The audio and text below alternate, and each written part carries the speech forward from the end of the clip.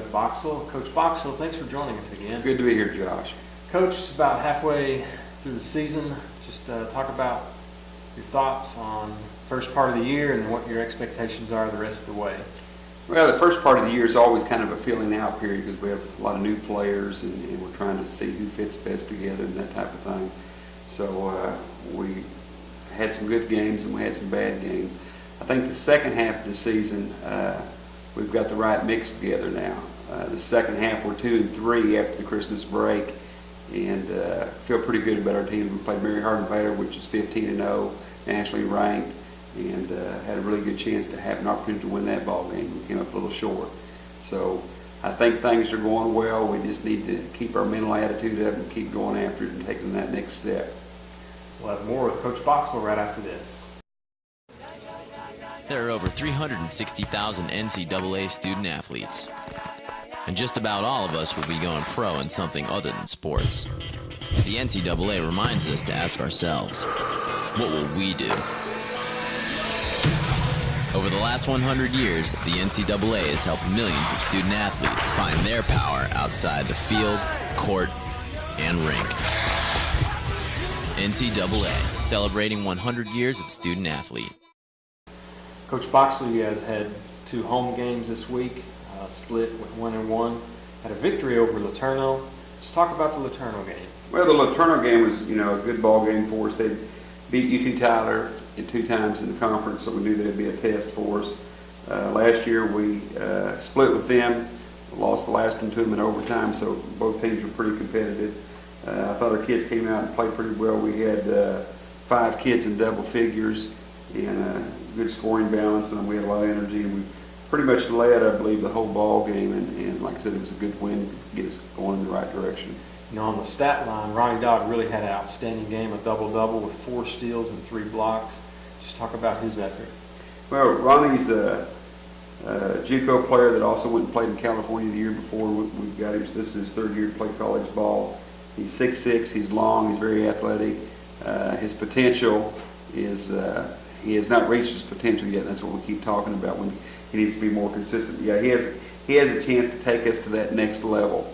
And in that game, he played really well. And if we can get him to continue to do that, we've got good things in front of us. You had another player that hit several clutch free throws in the second half. In fact, he went 11 from 12 from the line and came off the bench. That was Andrew Cummings, and scored 17 points. Yeah, Andrew's one of those players that, even though he comes off the bench, I almost feel like he's a starter because he adds an extra element to our team as far as his energy and his attacking the basket, and he's really aggressive. And so, that's kind of how I want our kids to think. They're not, just because you come off the bench does not mean you're not a starter. He is one of our starters, the way I look at it. And when we have guys like that step on the floor and make us better, it sure gives us a better chance to be on the winning side. Saturday you came back against Tyler, dropped that game, but it was, again, a game where it was within striking distance for your team. Talk about the game against Texas Tyler. Well, our kids were really up for that ball game, and we knew it was going to be a tough run. They had 3 conference wins at the point in time, and we had 2, and we knew if we could win that, basically probably put us in a 3-way tie for 4th place. And so we knew it was a critical ball game, and they shot the ball extremely well from the 3-point line. They shot it better than what they have been. And anyway, late in the ball game, we had a chance to, we made a key steal right there. Kobe Wolverton came down, hit a big 3, and then we had a big steal from Jameer Victor, and Marcus got fouled on the play, and we almost had an end-1 situation, which would have given us the lead with about 5 seconds to go in the ball game.